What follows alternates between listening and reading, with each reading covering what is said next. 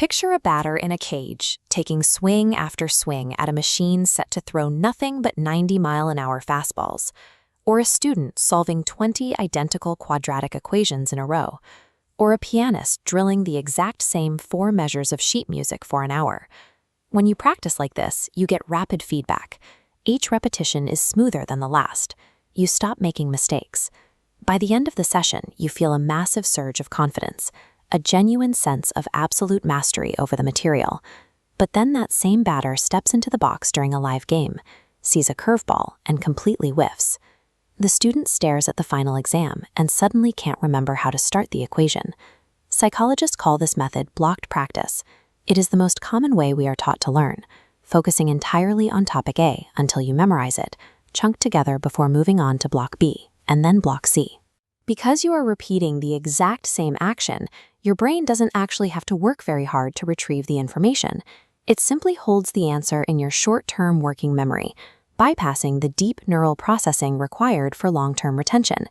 This creates a dangerous cognitive blind spot, known as the illusion of competence.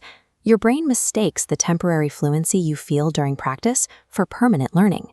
Relying on how easy a study session feels is a trap. To build knowledge that actually sticks, the brain requires an approach that directly contradicts your instincts. The alternative is a strategy called interleaving. Instead of grouping identical problems, you take those related topics and shuffle them into a randomized alternating order.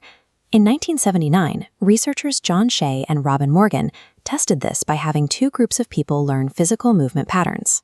One group practiced the patterns in traditional blocks, while the other group practiced them in an interleaved, randomized order.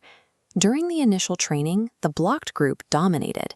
They moved faster, made fewer mistakes, and seemed to learn the patterns almost immediately. But look at this chart tracking their performance. 10 days later, they brought everyone back for a final test.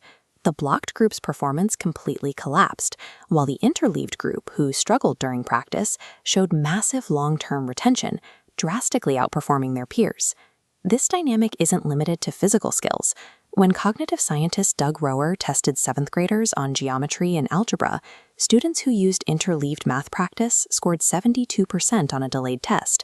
Students who used blocked practice scored just 38%.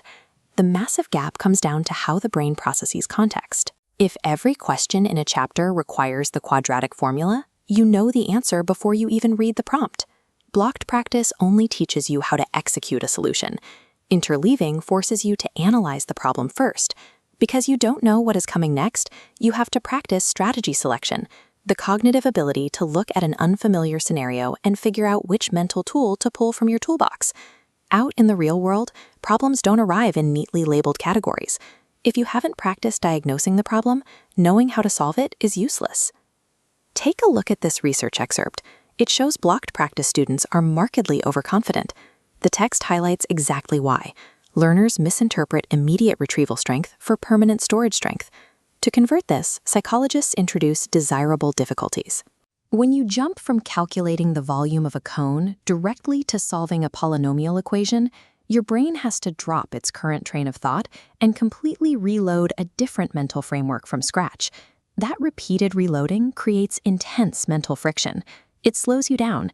It causes you to make errors during practice, making the entire study session feel incredibly frustrating and clumsy. But that friction isn't a sign that you are failing. That exact feeling of struggle is the biological signal forcing your brain to carve out a durable, long-term memory pathway. There is one major boundary to this method. You should never interleave brand new material. If you are encountering a concept for the very first time, you actually need blocked practice to build a basic foundation. You have to understand how a tool works before you can compare it to others. Once you have that baseline, you switch tactics. Select 2 to 4 related topics you already grasp and mix them together into a single, highly varied practice session.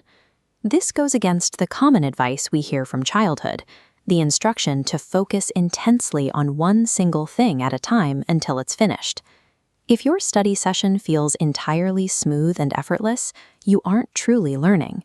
To achieve actual mastery, you have to push past the illusion of competence and embrace the necessary chaos of a difficult challenge.